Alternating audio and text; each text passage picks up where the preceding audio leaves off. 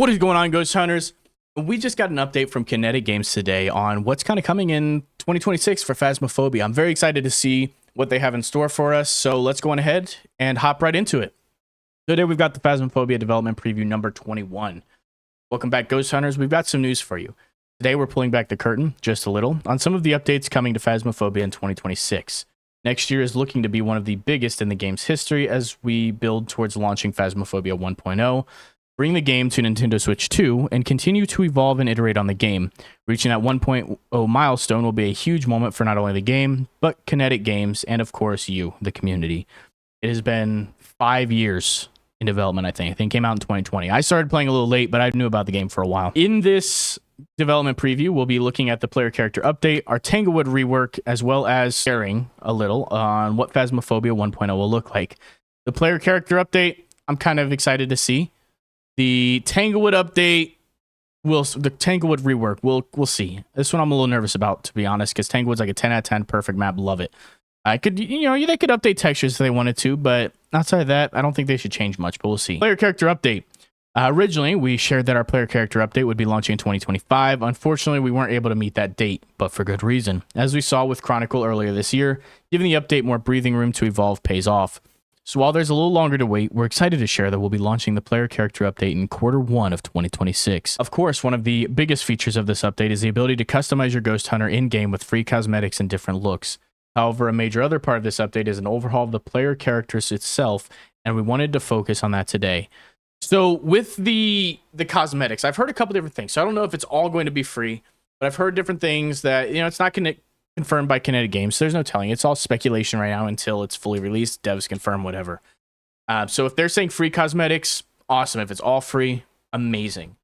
I did hear that there's you'd spend the in-game currency, so maybe the money you earn from contracts to buy new cosmetics, which would be cool. Give you something to use with the money once you don't prestige anymore. You have all your gear and you're not dying all the time. Right now I've got a little over 400k just sitting there waiting to be used. Now, what I hope they don't do is start becoming a microtransaction kind of game. I really hope they don't do that. And I really hope they don't make an actual in-game currency you have to spend real money on to buy these things. I hope they don't turn to that model. I'm sure there's a lot of others that do not want that too. But we will see when it comes out. We'll give them time. We've created brand new character models, improved animations, and fine-tuned how it feels to play Phasmophobia.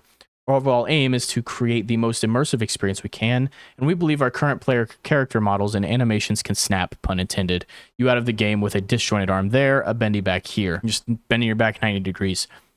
With these changes, our characters will move with more realism and present a more lifelike experience for players. This update is a key part of our road to Phasmophobia 1.0, creating the most immersive experience possible, but more on that later. Below are 2 screenshots showcasing our new character models that players will be able to use from the moment the update drops. As you can see, our new models present a huge leap in quality over the current in-game ones. Take a look at them. All right, old boy here. I like this one. This one looks really cool. Adds some hair to him. The eyes, kind of scary how real they look. The lips are nice. The nose. This one's actually pretty nice. A little stubble. We got another picture.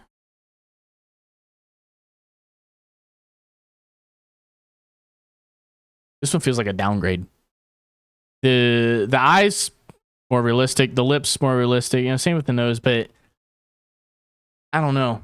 The hair is just so janky. How'd you go from this to making it even worse with the hair? Again, it says work in progress here, so I'm not gonna hate on it too much. We'll see what happens when it actually comes out. I will give them time, but I don't know. This one looks great. This one I'm kind of meh on right now.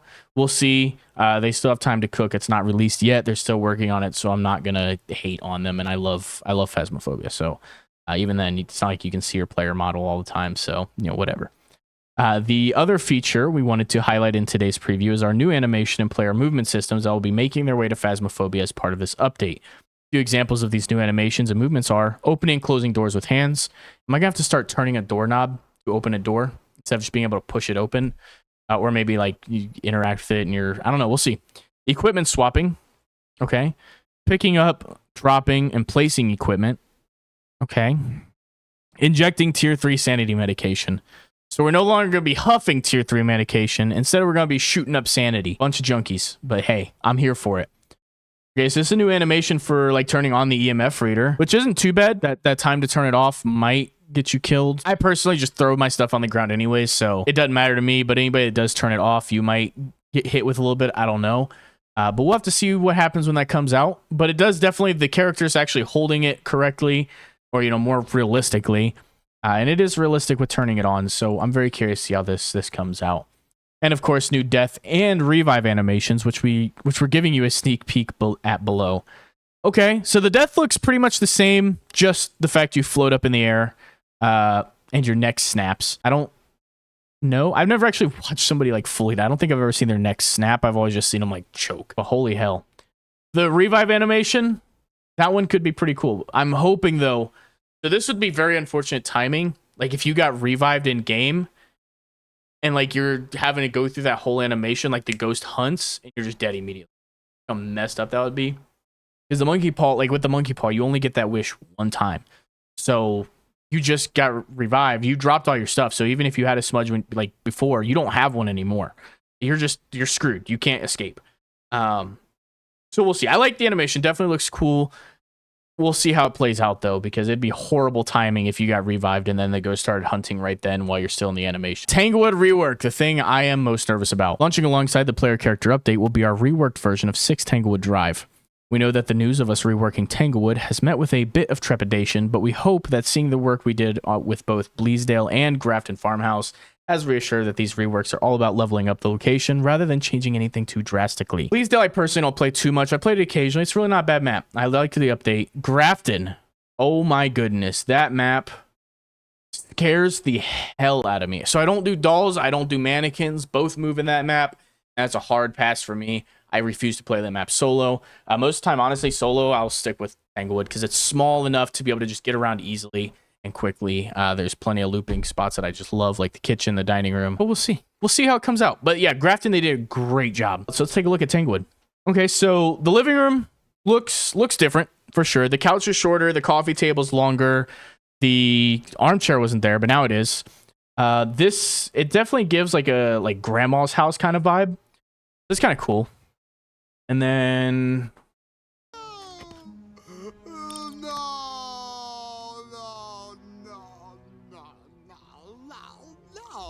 I like the textures. Okay, I get it. Like, you know, you might be going for like a grandma's house kind of vibe with this. You know, the outdated cabinets, you know, drapes, whatever. It all that makes sense. That blends together perfectly. Where's my looping spot though? Taking that away from us. So I'm not too sure how I feel about this personally right now. We'll see. I'm not going to hate on Kinetic Games or anything right now. It's still a work in progress, and we'll see how it actually plays out once the full release actually comes out. But this right now, this picture, not a huge fan of the look. I'm already like, where's my island? I want to loop.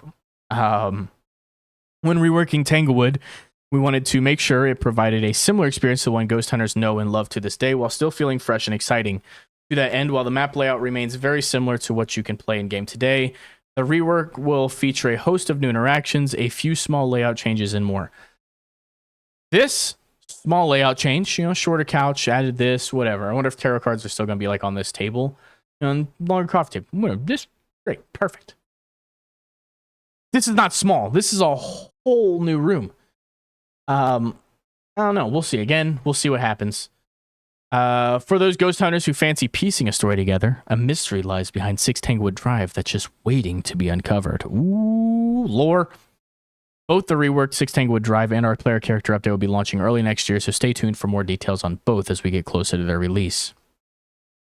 Phasmophobia 1.0. While there's still plenty more up our sleeves in Phasmophobia in 2026, it's all ultimately leading to what will be the biggest moment since we launched the game in early access in 2020, Phasmophobia.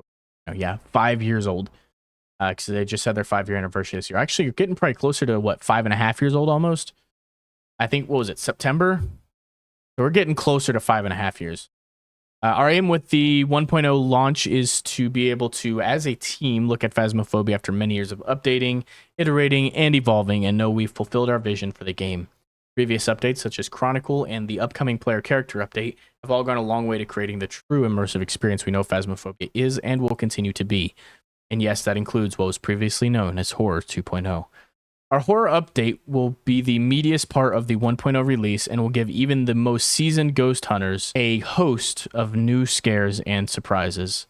While we aren't going to share too many details on it, as want that 1.0 release to feel as fresh and exciting as the original release did, keep an eye out for a few details throughout the year. Phasmophobia 1.0 will launch in 2026 for all players across all platforms at the same time, available platforms. We can't wait to share all of this and more with you next year. Ghost Hunters, as always, stay tuned to our social channels and Discord server for the latest news and updates on all things Phasmophobia. If you guys like that video, hit that like button, subscribe, and leave a comment down below on something you enjoyed seeing in this update. Maybe something that you weren't a huge fan of. Maybe something you'd like to see added to Phasmophobia in the future.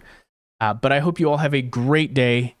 Happy holidays and a fantastic start of your 2026 and end of 2025. So I'll see you guys next time. So stay up, stay blessed.